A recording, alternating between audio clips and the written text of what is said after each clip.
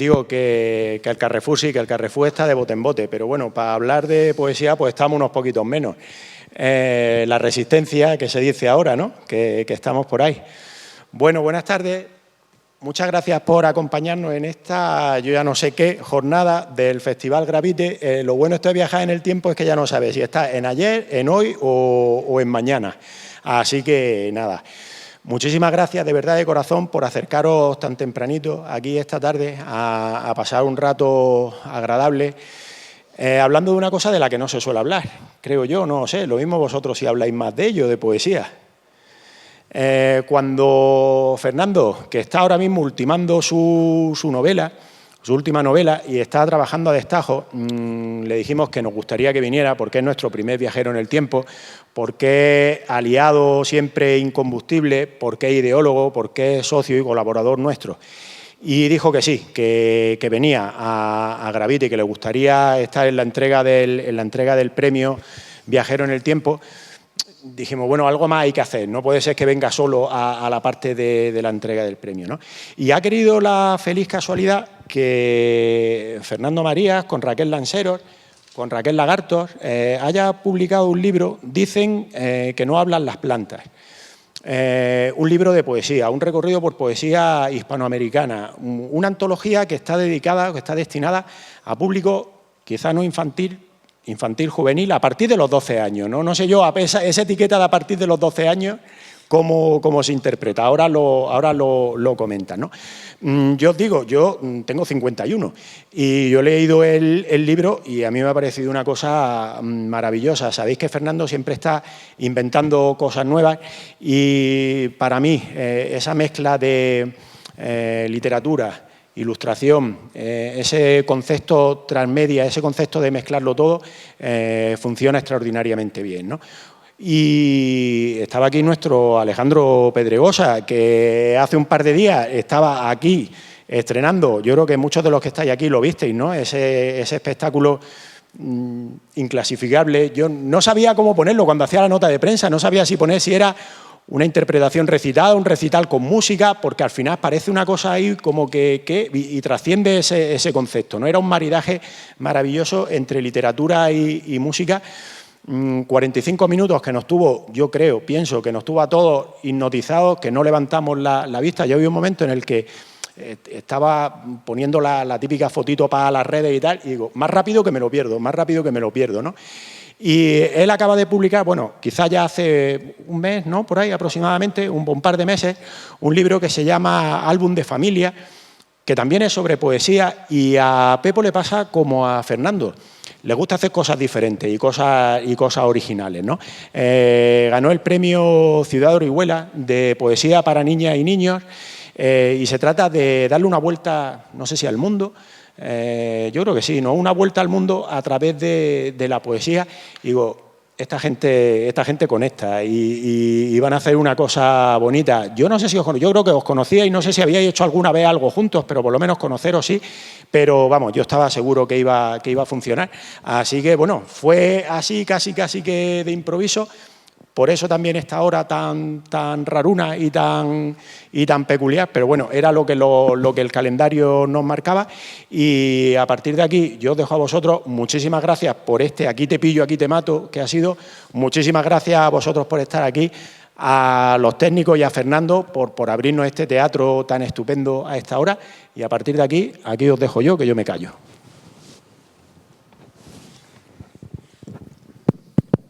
Va bien. Suena bien. Va bien. ¿Empiezas tú? ¿Empiezo yo? Pues bueno, muchas gracias, Jesús. Buenas tardes. Estamos aquí como en penumbra, no vemos siluetas, pero nos dirigiremos a las personas.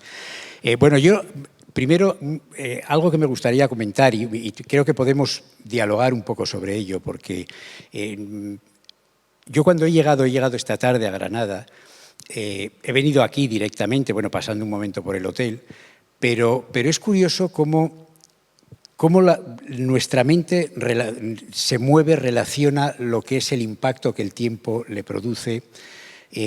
Al sentarme en este sofá, no solamente porque venía a Gravite, sino al sentarme en este sofá me he acordado que aproximadamente en febrero, a principios de febrero del año pasado, estábamos aquí dialogando, tú no estabas, pero estaba Víctor del Árbol, estaba Jesús, estábamos dialogando sobre El corazón de las tinieblas, sobre Joseph Conrad, y luego charlando de cosas y de proyectos, y luego con Rosa Montero, y no se nos pasaba por la cabeza, lo último que se nos pasaba por la cabeza es que nos íbamos a encontrar en una especie de apocalipsis que no ha tenido nada que ver con los de las películas más extremistas, sino que ha sido en otros aspectos pues mucho peor y mucho más terrible. Pero que independientemente de eso, que por supuesto yo creo que en cualquier pensamiento, en cualquier referencia, en cualquier reflexión que hagamos sobre lo que ha sido este año, evidentemente siempre va por delante pues el respeto a las personas que han perdido tanto en este tiempo. Nosotros ya estamos hablando de otra forma, pero quiero señalar y subrayar que eso siempre está por supuesto, es decir, que eso ha sido lo verdaderamente terrible y atroz, pero nosotros tenemos que continuar, que seguir inventando y que seguir percibiendo sensaciones. Y yo diría que una de las primeras sensaciones que tengo es la sensación de que todo lo que hemos hecho hasta ahora ha de ser revisado. Creo que es como si esos dos signos del viaje en el tiempo, que son los DeLorean, creo que están ahora dentro de nosotros. Antes era ciencia ficción, ahora es real. Creo que de alguna forma tenemos todos que revisarnos, resetearnos. Es una palabra que me gusta poco usar porque no es exactamente nuestra, pero en realidad es la adecuada, ¿no? Así da la sensación. Tú no tienes esa sensación de que hay que revisar todo lo anterior, de que es como si hubiéramos en cierto sentido vuelto a nacer, si el mundo al que llegáramos. Yo ahora veía además, yo ya he viajado algo, pero veía figuradamente este lugar, este teatro, que todas las otras veces lo he visto como todos, con las butacas ahí empinadas, y de pronto al verlo la sensación es decir, parece que hubiera, si de aquella última vez hubiéramos visto este cuadro ahora, los presentes con mascarillas, las butacas desaparecidas, habríamos dicho, ¿qué ha ocurrido? ¿Qué ha pasado para que este teatro haya sido demolido y ahora la gente esté con mascarilla y nosotros mismos tengamos la misma ahí, ¿no? Eso no te provoca una cierta sensación de... Fíjate que eso que dice ese parón o esa necesidad de reseteo entronca, según yo te estaba escuchando, lo veía directamente con la poesía, que es lo que nos convoca hoy aquí. Y ahora, y hago un paréntesis solo, lo que decía Jesús, no somos pocos, ni mucho menos. Ahora explicaré por qué creo que no somos pocos. Porque vamos a hablar de poesía, que igual seríamos pocos si fuéramos a presentar una novela. Pero hablando de poesía no creo que seamos pocos. Luego vuelvo sobre eso, perdonad. Te decía que la pandemia lo que nos ha obligado ahora es a resetear, pero durante un tiempo nos obligó a parar. Y no hay arte más lento que la poesía. La poesía es breve, por lo general, y tarda tiempo en leerse. Hay una lectura, una relectura, porque hay una capacidad de polisemia, hay muchos significados que buscar, o hay... Quiero decir, nunca es una capacidad de trascendencia la que evoca del texto, que por eso hay pocos lectores de poesía, porque exige una lentitud, exige un esfuerzo. Con esto una anécdota que hace Gustavo, de hecho, estábamos grabando un programa de tele sobre poesía y con Gustavo, quiero decir, y invitamos a 4 o 5 poetas jóvenes, jovencísimos, de 19 años, 21, que habían sacado su primer libro, algunos todavía no lo tenían, ¿no? Y yo los entrevistaba y a todos por separado le hice la misma pregunta, porque era una cosa que me interesaba. ¿Por qué en el mundo, estamos hablando de prepandemia, ¿vale? ¿Por qué en el mundo de la velocidad y de los gigas, que es tu mundo, que eres natal de ese mundo, tú has elegido el arte más lento que hay? La poesía. Es raro, ¿no? Ser joven y buscar ahí el amparo. Y todos contestaron lo mismo, porque era el sitio que tenían su espacio para ellos solos, donde entendían, donde empezaban a comprender el mundo. Porque el contorno, el resto, era tan veloz y todo te exigía tanto, desde el WhatsApp de los colegas hasta los grupos, hasta las decisiones que tienes que tomar, que son inmediatas. Todo era tan inmediato que encontraron el refugio humano, entre comillas, en la poesía. O sea que yo creo que en ese sentido de lo que tú dices, este parón le ha venido muy bien a los lectores en general y a la poesía en particular. Claro, bueno, luego habrá que ver qué obras se han producido, qué ha ocurrido con eso, pero sí es verdad que yo desde luego he tenido una extraña relación este año con la poesía, puede entroncar con eso que dices. Es cierto que es un lugar de refugio, es cierto que todos los que escribimos nos refugiamos en la pantalla en blanco. Yo, que hasta ahora había tenido un ritmo de 5 libros al año, este año he pasado a, de un libro cada 5 años, este año he pasado a 5 al año, porque resulta que me pongo a sumar los libros que tengo. Es verdad que no los he escrito enteros, este por ejemplo no es un libro que yo haya escrito entero, pero ha sido como una especie de voracidad, pero no porque mi ritmo a la hora de escribir haya cambiado, sino porque me he dado cuenta de que realmente lo más salvador, sobre todo del principio del tiempo del encierro, era estar delante del ordenador en blanco inventando cosas. Es decir, de alguna forma eso era una amnistía. Tú estás, una tregua, una ventana, una especie como de fuga del encierro, ¿no? Como si escaparas de una cárcel y nadie se enterara, como el personaje aquel del viajero de las estrellas de Jack London. Algo así como decir, estoy metido en la pantalla del ordenador, estoy escribiendo, estoy inventando, y ahí no me afecta tanto lo que tengo, lo que viene de fuera, de alrededor. Entonces yo veía, yo que soy muy vago y muy perezoso y que procuro escribir lo menos posible. A mí me encanta escribir, es contradicción típica de Géminis. Me encanta escribir y sin embargo escribo lo mejor posible para ser perezoso lo más posible. ¿De qué eres Géminis de qué día? Del 13 de junio, el mejor día. Yo 16. 16. El 16 está bien, pero no tan bien como no tan bien como San Antonio, que es día 13 y eso. Claro, el 13 es yo se lo digo a todos los Géminis, lo siento, solo los del 13 somos, porque es el núcleo. Claro, ¿no? pilla justo a mitad. Tenemos el apoyo además de San Antonio, que es incuestionable. Claro. No sé muy bien por qué, pero lo es de alguna manera, ¿no? Entonces yo creo que esa percepción yo la tenía, decir, es que qué bien estoy delante de la pantalla en blanco escribiendo.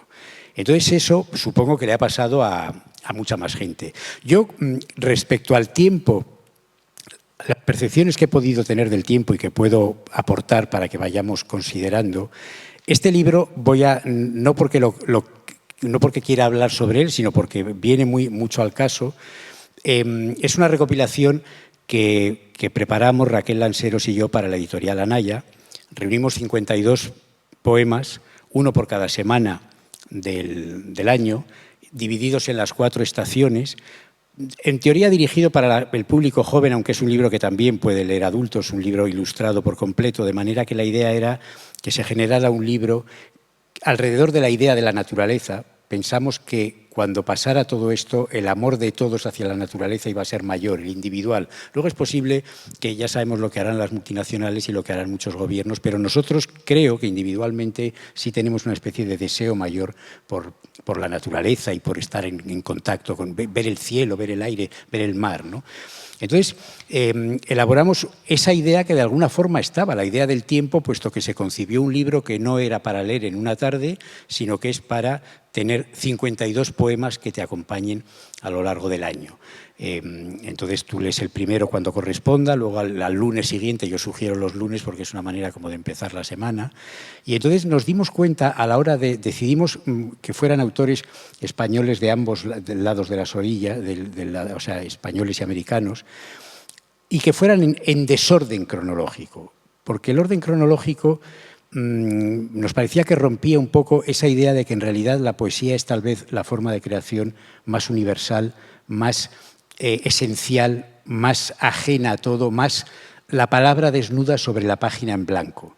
Y entonces la idea de saltar de pronto de Alfonsina Storni a Calderón de la Barca y de ahí a Machado y de ahí de nuevo a Amado Nervo, pues generaba una especie de idea, elaborando el libro, de que la poesía es tiempo, pero a la vez es también ajena al tiempo. Cuando un poeta americano de 1810 está hablando de lo que siente ante un crepúsculo en verano o ante un frío e inhóspito día en otoño, en realidad descubres que es lo mismo que está sintiendo un poeta de 200 años después o uno de 500 años antes. Es decir, es ajena al tiempo, en cierto sentido, ¿no? Es tiempo, pero también es ajena al tiempo. Yo creo que es la forma de creación más pura y por ello tal vez una novela parece que está más ubicada en un lugar. Un poema de alguien que contempla un día de lluvia, pues puede ser en cualquier lugar, en cualquier espacio, cualquier día, cualquier año, cualquier siglo. Absolutamente, rompe el tiempo y rompe el espacio y rompe la capacidad, más que la capacidad, la tiranía de la racionalidad a la que nos obligan. Por eso hoy no somos pocos aquí. A ver cómo explico, porque a raíz del libro, de este libro Álbum de Familia, del que hablaba Jesús, pues llevo 2 meses hablando sobre poesía y intentando borrar las fronteras entre la poesía infantil, ¿no? y la poesía para adultos. Yo creo que hay poesía, simplemente. Jesús está por ahí, es que aquí no se ve bien. Bien, pues me va a permitir que te haga una pequeña prueba para intentar exponer o dejar claro qué es lo que yo entiendo por poesía y por qué es más difícil que haya una mayoría de lectores de poesía que de otro género que más racionales, por decirlo de alguna manera. Me gustaría, Jesús, porfi, que imaginases un delfín. Ya lo tienes, ¿verdad? ¿Cómo es tu delfín? Está saltando por el agua. Genial. Y me gustaría que le sumaras ahora 19, que fueran 20 delfines. ¿Cómo ves a esos 20 delfines?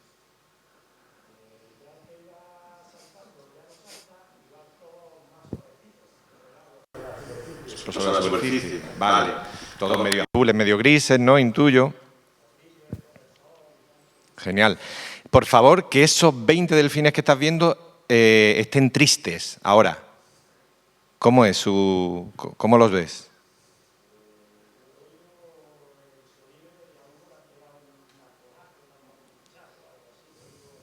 Eres criminal, sí. La sangre... Y ahora, por último, y para terminar, por favor, que esos 20 delfines que estaban tristes estén enamorados. ¿Cómo van 20 delfines enamorados por el mar?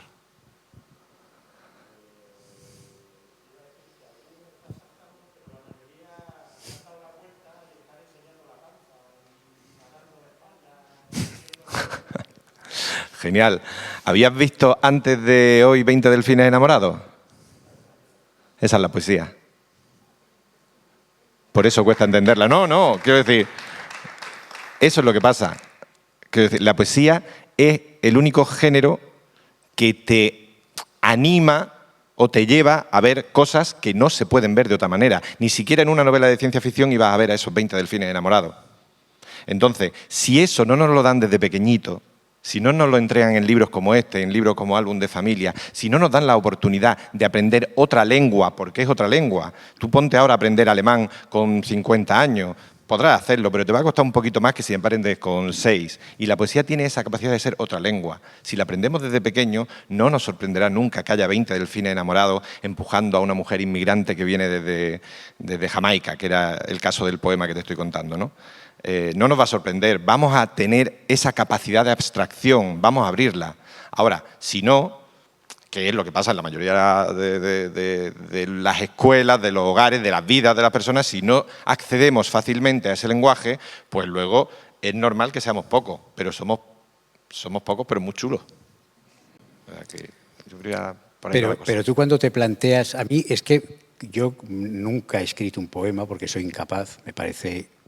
Creo que, sinceramente, es la forma máxima de creación literaria. Creo que es lo más difícil de alcanzar. La poesía buena, me refiero, la mala, seguramente es muy fácil, ¿no? Pero yo creo que debe de tener una dificultad añadida porque hay también un salto en el tiempo a la hora de situarte en la mente de un niño. ¿Cómo te diriges a la hora de hacer poesía para niños? A mí me parece que eso tiene como una dificultad añadida. Yo no lo había hecho nunca. Peor o mejor, pero claro. Quiero decir que realmente es todavía más complicado, ¿no? Pero tuve que hacer esa pregunta que tú planteas, me la tuve que plantear muy en serio y precisamente en el parón del confinamiento, ¿no? Que es esa parada del tiempo de la que tú hablabas. Hay una amiga que tiene una hija y me lleva insistiendo años, hombre, escribe poesía para niños. Yo ni tengo hijos, yo a mi sobrino lo he criado así, de lejos, diciendo, o sea, que no tengo una relación, pero sí me acordaba muy vívidamente del niño lector que fui, del niño lector de poesía. Yo no leía, o sea, mi padre se empeñaba en regalarme Salgari, las aventuras del Capitán Gran, las aventuras de Julio Verne, de Atera, y a mí aquello en cómic y en novelitas y tal, no me llamaba la atención. No me llamaba tanto la atención como la poesía. Yo tenía un libro en casa, que había en muchas casas, que era, bueno, pues las 1000 mejores poesías de la lengua castellana, ¿no? Que eso estaba en todos lados. Yo ahí, quizá por pereza, como tú decías, ¿no? Esa capacidad Géminis para dejarnos flotar, leía, por ejemplo, un poema de José María Gabriel y Balán que se llamaba El embargo, donde además lo escribían en extremeño del siglo XIX, ¿no? Donde un señor pues había muerto a su mujer y venían a embargarle todo. Y yo leía el poema que decía al juez, le decía: cuidadito si alguno de esos es osado a tocarle esa cama ni un pelo. La camita donde yo la quería, la camita donde estuvo su cuerpo 4 meses vivo y una noche muerto. Señor juez, que ninguno de esos se ha osado a tocarle esa cama ni un pelo, porque aquí los hinco delante de usted mismo, que esas mantas tienen sudor de su cuerpo y me huelen a ella cada vez que la huelo. ¿Para qué leche iba yo a mirar el Capitán Ateras ni las aventuras de yo no sé qué? Eso era un historión, ¿sabes? Con 8 años ya, y eran niños.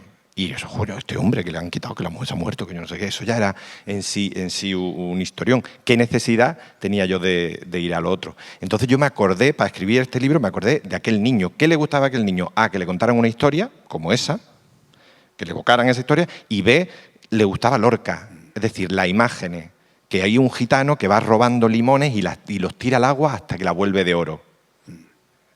Los delfines. Esas imágenes que generaban cosas que yo no entendía.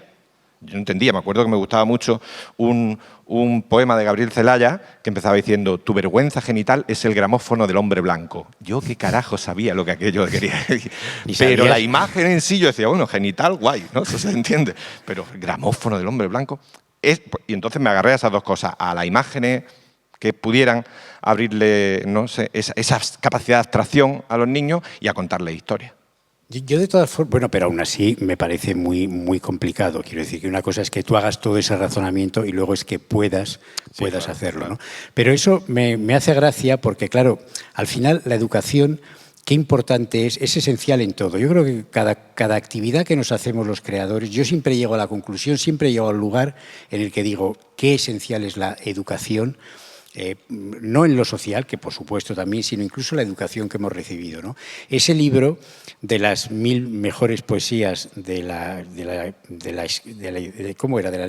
literatura en castellano, del idioma, de la lengua castellana, ese libro yo creo que lo tenía mi madre también, porque yo creo que ese libro estaba en todas partes.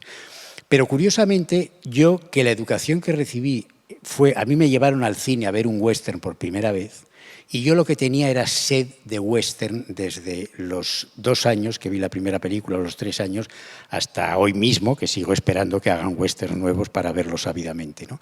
Entonces, de alguna forma, es curioso cómo eso que tú has descrito y que además has rememorado un poema que es una historia cargadísima de imágenes, yo nunca abría aquel libro, porque yo estaba obsesionado, por otro lado, diciendo: quiero que esa misma imaginación me fluya y me despierte por otro lugar, ¿no? Seguramente la creación de imágenes es algo que nos sustenta a los que tenemos vocación para ello, a los que amamos las imágenes, los delfines, el agua dorada por los limones. Son imágenes que seguramente si yo las hubiera imaginado, tenido de niño, me habrían impactado mucho. Pero fíjate que al final se trata solo de tener esas imágenes que no acabamos de comprender y de imágenes que nos estimulan la imaginación. Es decir, que no se nos sea mostrado todo, sino que haya muchas puertas al misterio. Has citado a Julio Verne y al Capitán Ateras, que yo no sé, por cierto, nunca he sabido cómo se pronuncia, porque la verdad es que es complicado. Pero yo tenía un libro que era mi variante de poesía, sin ser poesía, uno o varios libros, la colección de Bruguera, aquellos que tenían un lomo, aquellos que se llamaban Libro Amigo, que no ha habido nunca una colección literaria con un nombre más feo. Se llamaba Colección Historias Selección. Que decías, pero ¿quién se ha podido imaginar un nombre tan retorcido cuando podía haber sido, yo qué sé, o sea, novelas de aventuras? Pero bueno, eran aquellos que en el lomo tenían las figuras de los 4 protagonistas. De este libro que yo tenía de Julio Verne, Las aventuras del Capitán Ateras, que se llamaba aquí Un invierno entre los hielos, seguramente porque como nadie sabía pronunciar el nombre de eso, vamos a cambiar el título porque y ahí en el lomo estaban los tres personajes, estaba el capitán Ateras, el segundo de a bordo tal y el último el perro, que también, como no había más personajes, pues también le daban rango de protagonista, ¿no? Y ahí había una serie de viñetas que yo creo que entroncan mucho con lo que dices, aunque no fueran poesía y aunque fueran versiones que hicieron ilustradores españoles con poco presupuesto para ilustrar esto. Pero a mí había una que me persiguió durante mucho tiempo y creo que de alguna forma cumplió la función que para ti cumplieron esas imágenes que has dicho o las imágenes tan poderosas del poema que has recitado. Había una viñeta que ahora yo desde la edad adulta, es un libro que he analizado porque lo he metido en un libro que escribí y lo he examinado con atención. Y hay una viñeta en la que se ve que se les acabó el presupuesto al dibujante que dijo, oye, yo tengo para un dibujo más, ¿no? Entonces, es una viñetita diminuta en la que se ve un hielo, es cuando ya el capitán Ateras y los suyos han llegado, se han perdido en los hielos, están atrapados en eso, han tenido que construir un barco, en fin. Entonces, en la diminuta viñeta que se ve que el dibujante dijo, oye, a mí me quedan 80 pesetas de presupuesto, yo con esto os hago esta dibuja. Y la viñeta pone...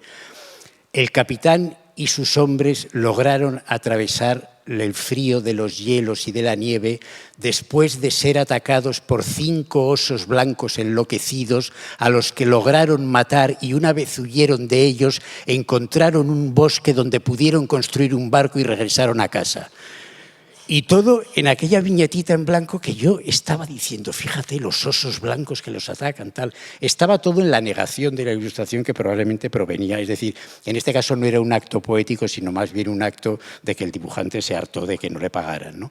Pero esa idea de las imágenes que se nos quedan de alguna forma, yo creo que tal vez para la mirada de un niño la ordenación de esas imágenes es lo que le puede generar la atracción por la poesía. O sea, que esas imágenes, en vez de surgir del disparate, como en este caso que he contado, provengan de algo que nos impacta, que nos absorbe, que nos seduce. Porque verdaderamente ahora, cuando te escuchaba contar esto de los delfines, creo que todos hemos quedado seducidos por esa imagen y por la forma de adentrarse en ello, ¿no?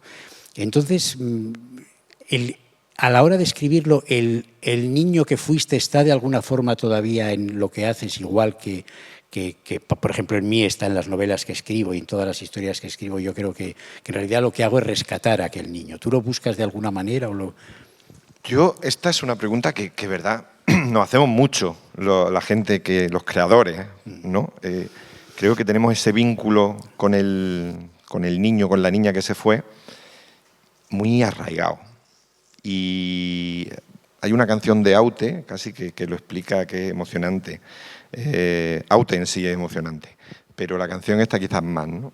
En la que él cuenta y además lo dibuja, porque donde él se ve mirando al mar con un niño y lo que se ve son las dos espaldas, ¿no? La de Aute y la del niño que fue. Y reflexiona un poco sobre todo esto. Y yo, a fuerza de ser romántico, creo que sí.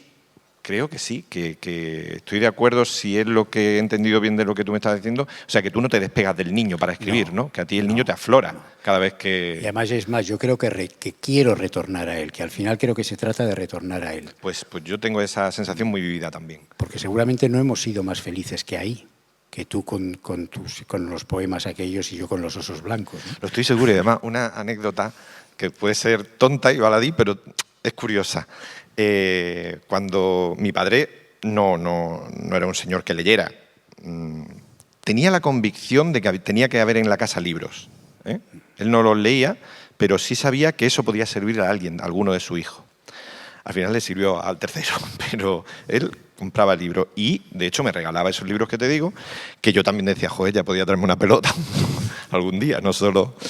Y un día que vino a Granada, yo vivía en la Costa del Sol, me crié allí. Y mi padre, pero toda mi familia de aquí, entonces mi padre tuvo que venir un día aquí a hacer lo que sea y me llevó de regalo ese libro de las 1000 mejores poesías de la lengua castellana. Se ve que había estado tiempo sin... O sea, a lo mejor tardó 3 o 4 días en llegar a casa, por lo que sea, tenía que hacer ahí cosas. Y entonces cuando entró, estaba yo en el pasillo con mi madre y se vieron, se saludaron y se dieron un beso que a mí me asqueó profundamente. Porque era un beso de 4 o 5 días sin verse, hubo lengua, hubo cosas que yo de niño no estaba acostumbrado a ver. Y me acuerdo que esa repulsión, ¿sabes? Esa pequeña repulsión de esto que esto es mi madre, ¿no? ¿Sabes? Pero que la compensaba con el regalo. Yo para mí ese regalo tengo muy claro el recuerdo de ese momento de que era como un regalo envenenado. No me gustaba. No era como, Y me fui al cuarto de baño y me senté allí a ver qué aquello. Y ahora, desde hace ya muchos años, tengo conciencia de que ese momento me cambió absolutamente la vida. Para mejor o para peor, porque tal y como lo has contado tampoco. Luego lo del psicólogo vino luego, pero eso lo voy a contar. El psicoanalista vino después, ¿no? No, quiero decir que en realidad yo apelo siempre a ese niño y a ese niño que cogió el libro, porque realmente le cambió y a esa, justo exactamente lo que tú dices, ¿no? A ese florecer. Si no intentamos rescatar ese florecer, yo casi que, porque tú me lo has sacado, pero casi nunca lo digo porque me das casi vergüenza, ¿no? Pero es algo que tengo de verdad, muy presente. Pero yo creo que cuando lo reivindicamos y lo aceptamos y lo asumimos, lo primero que uno descubre es que verdaderamente la felicidad del creador está ahí. Es decir, según vas sumando años, yo el otro día cumplí 63, que las cifras me aterrorizan. Digo, pero esto ¿cuándo va a parar? Y claro, la respuesta es mejor decir, que no pare, ¿no? Pero la sensación de vas superando etapas a medida que escribes y a medida que publicas y a medida que vas haciendo cosas. Yo creo que uno de los objetivos que se va volviendo más claro es tratar de hacer solo aquello que te gusta y te interesa. Eso es lo primero que creo que uno aspira verdaderamente, ¿no? Más allá del gran éxito, de todo lo luminoso y lo dorado y lo de letras, lo de colores de neón, yo creo que el gran éxito es ese.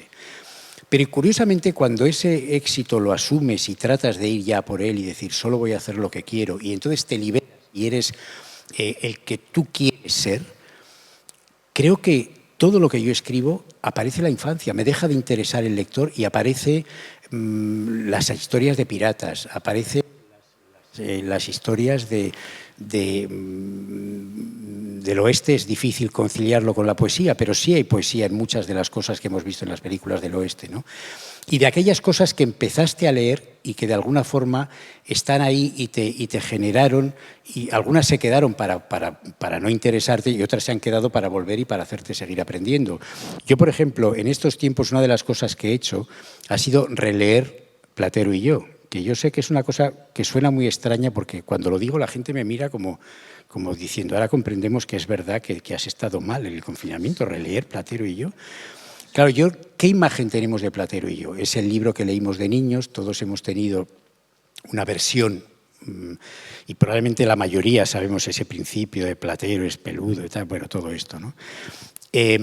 Yo releyendo este libro me ha fascinado porque he descubierto una genialidad, o sea, una obra, es decir, o sea, visto desde el punto de vista de un libro que está escrito, me parece que es en 1913 o 1914, un tipo que hace la literatura más cercana, la narrativa más cercana a la poesía probablemente que se había hecho hasta entonces, y en la que lo que ocurre es que un tipo va hablando con su burro por un espacio etéreo, es decir, algo que adelanta a Buster Keaton, se adelanta a Buster Keaton y se adelanta a Samuel Beckett. O sea, yo veo en Platero y yo mezcla de ambos, ¿no? Una belleza enorme, a veces se va un poquito, derrapa un poquito hacia lo cursi, pero bueno, se puede perdonar.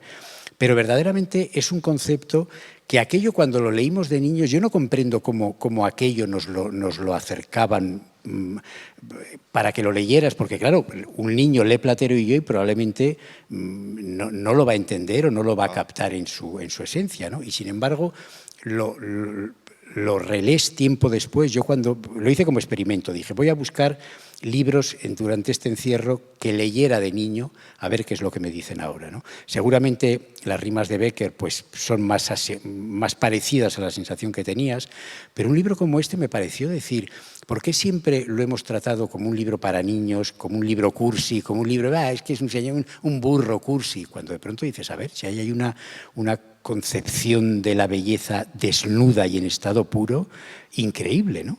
Es que el gran problema que ha tenido Platero y yo es que lo confundieron de estantería al ponerlo y la pusieron en la de literatura infantil.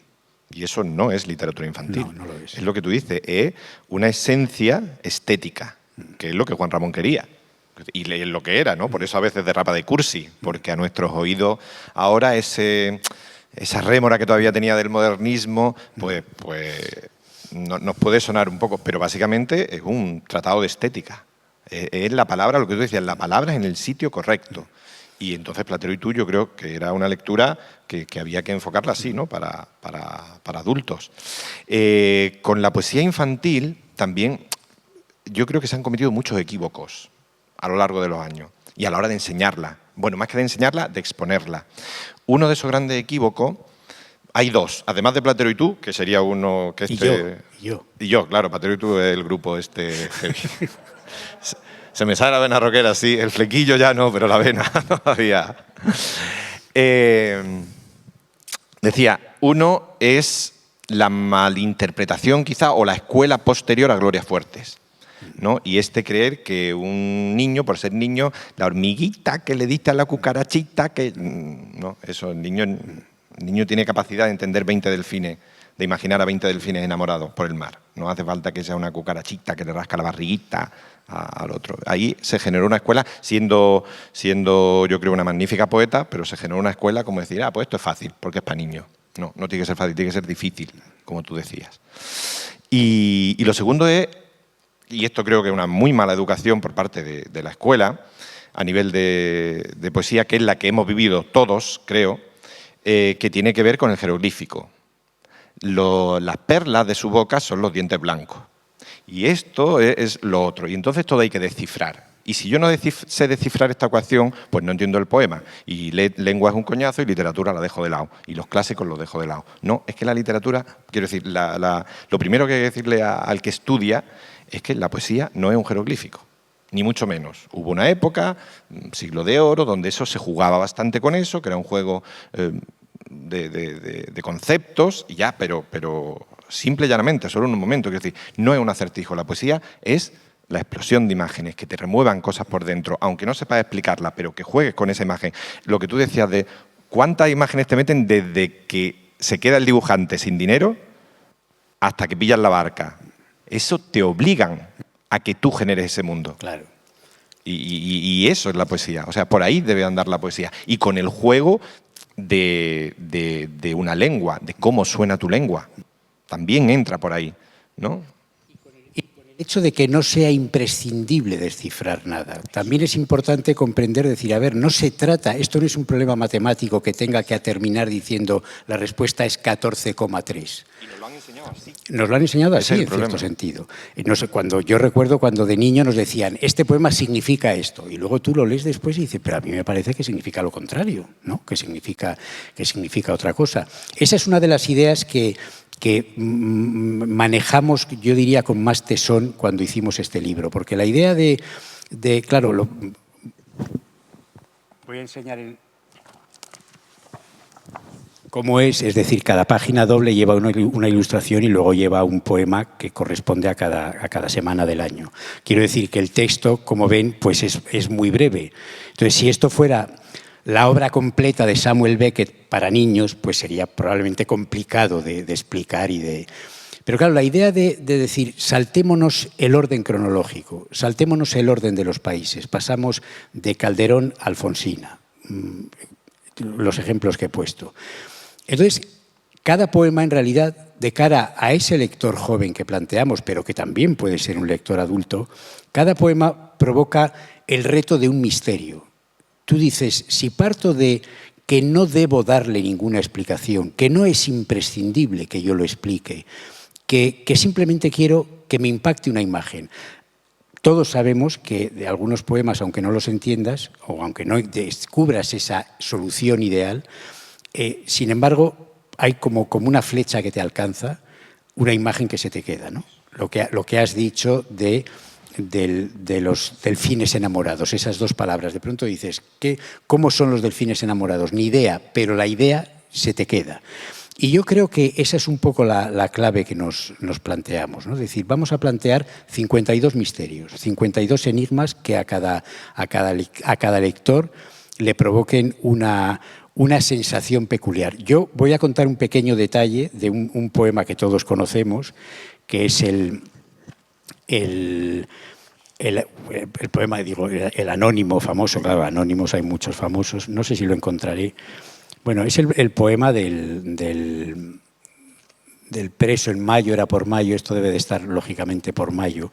Bueno, no sé si lo voy a encontrar ahora, pero me ocurrió una cosa muy curiosa. Ese poema, yo estoy ahora adaptando Los Santos Inocentes a teatro. Y entonces me di cuenta de que leyendo este poema, que voy a ver si lo encuentro para decir la palabra exacta. Yo me lo sé si tú ves que no lo encuentras, ¿eh? Pues te lo sabes, pues hombre, así, ¿no? ¿Sí? Sí, de eso, de esa edad, de los 12 años. ¿Te lo sabes? ¿En Sí, serio? claro. Ah, pues Por mayo era por mayo, cuando lo hace la calor, cuando los trigos encañan y están los campos en flor, cuando canta la calandria y responde el ruiseñor, cuando los enamorados van a servir al amor. Menos yo, triste y cuitado, que vivo en esta prisión, que ni sé cuándo es de día ni cuándo las noches son, sino por una vecilla que me cantaba al albor. Matómela un ballestero, dele Dios mal galardo. Pues yo, cuando leí esos dos versos, que estaba trabajando en Los Santos Inocentes, pensé, si estos dos versos son los Santos Inocentes, a la vecilla que uno tiene como lo único que tiene, matómela un ballestero. Claro. De pronto pensé, entonces claro, continuamente se te están generando, es algo que está operando en vivo dentro de ti permanentemente y constantemente, ¿no? Con lo cual, yo creo que el objetivo es crear esa pasión por el misterio. En vez de hacer, voy a decirlo algo muy burdo, es que me lo contaron el otro día que hay una persona que se ha medio vuelto loco haciendo sudokus en el confinamiento, creo que hacía 100 diarios, y entonces, claro, el médico le dijo, es que estoy un poco nervioso y no veo más que números, y le dijo, hombre, es que usted está haciendo 100 sudokus al día. Bueno, pues el reto del sudoku, que hay mucha gente que te dice, a mí me gusta hacer uno cada día, y a veces no lo sacas, esto es un poco lo mismo, es decir, la idea de decir, lees un poema, no estás obligado a nada más que a ponerte con la misma relación de honestidad ante ese poema. El poema está ahí ante ti y tú ahora puedes hasta tener la libertad de decir, pues no me ha dicho nada, que también puede ocurrir. Claro, claro. Esa es la... Y justo eso que habla, enganchándolo con lo que yo decía antes de la tiranía del raciocinio, ¿no? O sea, del racionalismo, por decirlo de alguna manera, que tengas que entenderlo, no, es eso, es lo que tú dices. Siéntete libre, no tengas la presión de todo hay que resolverlo, es que te permee esa imagen. Yo creo que cuando hablamos de cine, tanto en Gravite como en Granada Noir, como yo, bueno, en todo lo que hacemos hablamos mucho de cine al final, es curioso cómo tomamos las películas de David Lynch. Si tú tienes una película en la que, yo qué sé, la más sencilla del mundo, una de John Wayne, de estas que hacía al final, pues dice, pues él es el bueno, mata a los malos y ya está, ¿no? Está todo muy claro. Pero tú coges algunas películas de David Lynch y han pasado años y todavía dices, aquello que quería decir, porque no lo has entendido. Y lo fascinante es que si te lo hubieran explicado, habría dejado de interesarte, ¿no? Lo que te lo ha adherido es el hecho de que no sabes lo que ha significado. Yo creo que el misterio, creo que el reto, creo que eso es lo que sostiene la relación del lector con la literatura. El componente es el mismo, el del cine. De esas películas seguro que a vosotros os ha pasado, porque nos ha pasado a todos los que nos gusta, ¿no? Salir de una película diciendo, no sé si me ha gustado porque hay cosas que no, y pasan los meses y te acuerdas de esa película que no te gustó o que tú creías que no te gustó mucho, y pasa el tiempo y te sigues acordando de esa película. La fórmula, o sea, lo que el director o los actores, o sea, la idea de construcción de esa imagen es exactamente la misma que la de un poema. Es la de perdurar en tu mente durante un tiempo X. Y me parece, es que no te lo había dicho, absolutamente acertado el orden del libro. O sea, el desorden. El desorden, claro. Otro de los hitos personales del gusto por la literatura se da en segundo debut, cuando llega una profesora catalana a mi instituto, que venía a sustituir a nuestro profesor que estaba enfermo tal, y pues venga, el libro de texto. Y deciden, no, vamos a empezar por el final. Entonces, olvidaros del orden. La primera lección va a ser Luis Eduardo Aute, que era lo que había al final del libro, al alba. Y la última va a ser el Miocid. Porque solo si empezamos por el final, desde donde vosotros estáis o que os es más cercano a vuestro mundo, y vamos ganándole territorio al tiempo, podréis llegar a entender algo del Miocid. Si yo hago un salto brutal en el tiempo de la mente de un chaval y me lo llevo a la Edad Media a que intente entender, pues eso, para empezar, un lenguaje que no es propiamente el suyo, sino es arcaico, más las formas de mentalidad, de pensamiento y de vida de la Edad Media, pues le va a costar mucho más que si empiezo por el Alba y hablarle de los asesinatos de ETA, que estaba todavía, y y del juicio de Burgos y tal. Es una forma de acercar al lector desde tu tiempo al otro, pero no venga desde el otro a tu tiempo, que es más complicado. Es que, claro, ese tiempo pasado es muy difícil que tú accedas a él. Pero incluso nosotros como espectadores. Yo creo que el poema de Mío Cid, que supongo que te sabrás de memoria. No, ya tanto no. Bueno, algunas partes sí, Victoroso en el Cid, la Sartén, la Cardeña, pero bueno, no mucho más. Pero claro, tienes que tener una pasión determinada por él y un deseo de conocerlo, porque si no, un lector, digamos, que trate de adentrarse en ello, es que lo que probablemente va a ocurrir es que se va a salir de la poesía para siempre, ¿no? Eso es. Esto es lo que pasaba yo en mi época, supongo que no seré el único al que le ocurrió. El libro de lectura obligatoria para conocer la literatura española era Luces de Bohemia. Entonces, claro, Luces de Bohemia, que es también un acto de creación puro, desnudo y desmesurado, y que no atiende más que a las reglas que a él se le ocurren, es lo peor que puedes darle a un chaval que no tiene claro que quiere ser lector de libros. Porque, claro, yo recuerdo perfectamente que tenía un compañero, a mí me interesaba mucho ya, me fascinaba el tema de los libros, y yo recuerdo que trataba de adentrarme en él, pero reconocía que con 13, 14 años adentrarte en Luces de Bohemia. Claro, yo tenía un compañero de pupitre que no tenía el menor interés lector y decía, ¿pero esto qué es? O sea, esto no se entiende nada, esto es un guión, ¿esto qué es? Esto yo lo que sé es que si apruebo, no volveré a leer un libro en mi vida. Y eso es un verdadero... Yo creo que todos los que nos planteamos comunicar la poesía de alguna manera, sea creando poemas, inventándolos, creándolos, escribiéndolos, o sea, recopilándolos de alguna forma, tenemos que dar una idea relacionada con esa percepción, con que estemos ante alguien que no le interese leer. Es decir, debe ser siempre un proceso de seducción, lo contrario de lo que muchas veces era, que era que el profesor a lo mejor no le gustaba enseñar. Yo el de literatura no lo sé, pero yo tenía un profesor de física que notaba que él odiaba la física, que era un señor que se había visto obligado a estudiar eso para que era maestro, y entonces le dijeron, pues a lo mejor a ti te gusta la historia, pero este año te toca dar física. Y entonces la odiaba y además no la entendía. Porque yo recuerdo que si alguno le hacía alguna pregunta, el hombre se azoraba muchísimo, ¿no? Y se ponía muy nervioso y además parecía incluso a punto de volverse peligroso, con lo cual no le preguntábamos nada, porque nos atemorizaba.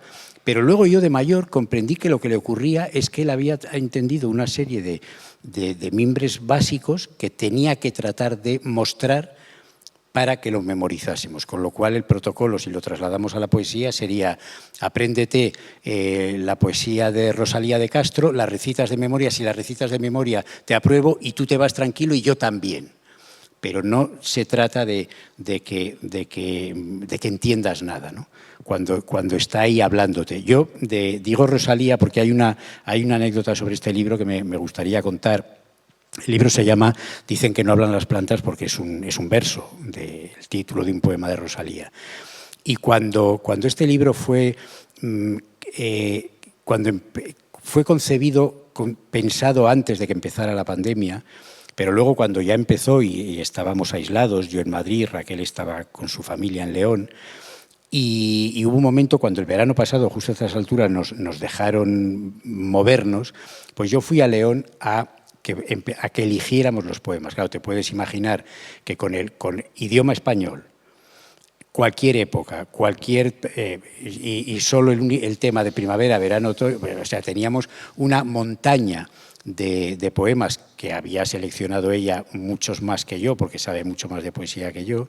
Y entonces cuando nos reunimos aquel día en León, en una terraza, teníamos todos los poemas impresos, los folios, sobre dos mesas que unimos allí, para ir un poco seleccionando porque era como más visual, decir, pues este puede ir haciendo montoncitos, ¿no? Como si fuera un juego. Y uno de los problemas que teníamos, si no el principal, uno de los principales, era que, a ver, cuando un libro se está elaborando, hay un momento en que ya tiene que tener un título, porque si no el desarraigo es muy grande. Tú no puedes acabar una novela o un poemario, puedes empezarlo sin saber cómo se titula. Yo no lo recomiendo. Yo creo que si sabes cómo se titula, mejor, ¿no? Pero lo que ya es un poco complicado es si vas avanzando en el libro y si estás llegando a su final y no sabes cómo se titula. Eso ya... Entonces, estábamos con ese problema. Esto nos gusta contarlo como algo, creemos que es algo mágico relacionado con este libro. Yo lo afirmo, estoy convencido de que es así, ¿no? Desde mi poca relación con la eternidad y con los dioses, pero lo afirmo. Vino, cuando estábamos ahí apaciblemente, se levantó un golpe, una brisa, un golpe de brisa, que no movió nada, excepto un folio. No fue un golpe de brisa que lo tirara todo y nos hiciera volver a empezar, fue un golpe de brisa que levantó un solo folio que se alejó 2 metros de nosotros y que fuimos a por él para rescatarlo. Y al ver ese folio, era el poema de Rosalía de Castro, Dicen que no hablan las plantas. Y esto, que es verídico y que parece llamativo, que entre un montón de poemas, ¿cuántas posibilidades hay de que el viento sople y caiga un poema que valga como título y que además sea un título ideal? Es complicado, ¿no? Pero es que no solamente es que el título era ideal para hablar de la naturaleza, mejor imposible, o sea, sino que luego, leído el poema, vimos que, por eso abre la selección, vimos que en realidad es un poema que se salta, como hemos dicho antes, todos los protocolos del tiempo, los abismos de tiempo, para hablarnos hoy y para estar contándonos algo muy concreto hoy. Es decir, ese poema narra la historia, la inquietud del pensamiento de una mujer que va caminando por la naturaleza, una mujer sola que va caminando por la naturaleza, que es Rosalía, pero que puede ser cualquier mujer y cualquier hombre, puede ser cualquier persona inquieta que comparte lo que ella ahí cuenta. Va moviéndose ante la naturaleza pensando que sus inquietudes, sus deseos, sus anhelos de ser distinta a lo que le marca la sociedad son tachados de locura, de delirio, de esta rara, esta loca, ¿no? Ahí va esta loca, ¿qué tal? Y ella solo encuentra diálogo con la naturaleza, con las plantas, con el cielo, con tal. Y comprendimos que ese poema, que está escrito hace muchas décadas, en realidad puede asumirse perfectamente, puede ser la voz de una persona joven que hoy esté diciendo: el mundo en el que vivo no me entiende, quiero ir a otro lugar, quiero conocer otra cosa, quiero conocer otro mundo, quiero ser una persona distinta de la que me ordenan. Entonces nos pareció tan emocionante, no solamente que el golpe de viento eligiera el poema, que nos regalara el título, sino esa comprensión de que la poesía eso es lo que hace. Además de generar ese enigma, de generar esa belleza, de generar... Nos está hablando de... Yo me sentí Rosalía. Me sentí diciendo, pero si es que esto, cuando yo tenía 16 años, línea por línea, cuando yo quería salir de Bilbao, quería hacer mis cosas, quería tal, está contado aquí. Nos pareció maravilloso, porque fue algo que los dos lo vimos y dijimos, fue al unísono, decir, el libro se va a titular así. Es que es el gran salto en el tiempo, o sea, lo que nos ha convocado hoy aquí, ese es el gran poder de la poesía, o sea, que a cualquiera se le muere un amigo y lee la elegía Ramón Sigé y está hablando de su amigo, no es solo de Ramón Sigé. A alguien se le muere su padre y lee las coplas de Jorge Manrique, que para mí es la quinta esencia de verdad de la literatura en castellano, uno de los orígenes más brutales de la idea de significar un sentimiento. Si no lo han leído, seguro que en el colegio así se lo metieron con calzador, pero si tienen tiempo, vuelvan en algún momento sobre las coplas de Manrique a su padre. Quiero decir, estamos hablando da igual, del siglo XV, que del siglo XVI, que del siglo XIV. Funciona hoy y lloras hoy. Y no lloras por tu padre, ni por el padre de Manrique. Lloras porque dan en el núcleo del sentimiento humano. Sí. Y eso es muy difícil, a pesar de que las amamos, las admiramos, las envidiamos en muchos casos. Eso es muy difícil que ocurra con las novelas. Puede ocurrir también, pero no de esa manera tan intensa y pura. Puede ocurrir porque yo el otro día, no sé, hablaba de Tolstoy y hablaba de Ana Karenina. Para mí una de las sensaciones que me ha dado la literatura más intensas es el momento de la muerte de Ana Karenina. Yo lo recuerdo como una novela que la ibas leyendo diciendo, madre mía, voy logrando avanzar estas 1800 páginas que tiene, una novela extraordinaria. Pero esa página, recuerdo que cuando la leí, me puso como en estado de shock. O sea, era casi decirle, Ana, no te tires al tren, espera, no haz cualquier otra cosa. O sea, pero ese momento sí tiene esa desnudez de impacto. Pero todo lo de alrededor, claro, tienes que conocer la sociedad rusa de la época, tienes que ponerte en esa época. En el poema de Manrique no te tienes que poner en ninguna época. Te pones delante de la palabra que en ese instante salta el tiempo, lo revienta y tienes a esa persona que está sentada delante de ti diciendo te voy a leer este poema que te va a hacer llorar. Eso no tiene posible rival. Claro, son cosas diferentes. A riesgo de ser vulgar, mejor dicho, una novela tiene eso de relación, de enamoramiento, ¿verdad? Esas novelas, bueno, Ana Karenina, entre otras, digo, de los tochos gordos que dice, es que no quiero que se acabe. Y cuando llega al final, esto nos ha pasado a todos y lo hemos comentado siempre, vas leyendo lentito, porque esa última 50 páginas es que no quieres, porque lleva 2 meses conviviendo con toda esa novela, ¿no? Sí. Tiene esa parte como de jugo del amor, del enamoramiento, y la poesía sería más orgásmica en ese sentido, ¿no? Sería el cataplum. Sí, el impacto. Ese momento de impacto. El impacto que cuando se clava bien ya no se suelta. Eso es. Yo creo que a pesar de la oscuridad, me parece que hay alguien ahí que nos está haciendo señales como de decir, cortar ya. Pero claro, es que como no se te veía, menos mal... Y dudábamos menos mal que llevas una camiseta con un cuello blanco porque... Es lo que tiene el tiempo, que se va. Se nos escapa de entre las manos. ¿Os ha quedado alguna cosa? Yo, es que me da, como aquí decimos en Granada, me da fatiga para No, que va. Pero por ahí están Oscar y Blanca, que yo creo que empiezan a echar humo, ¿no? No, dicen que no. Sí, pero vamos, el tiempo tiene sus... ¿Echar humo para bien o echar humo de desesperación y delirio? No he dicho antes que están aquí nuestros amigos de Librería Picasso, que tienen tanto, ya está el álbum de... vale, muy bien. Alejandro, está el libro de Fernando. Entonces yo, si os parece, le vamos a dar un aplauso grande.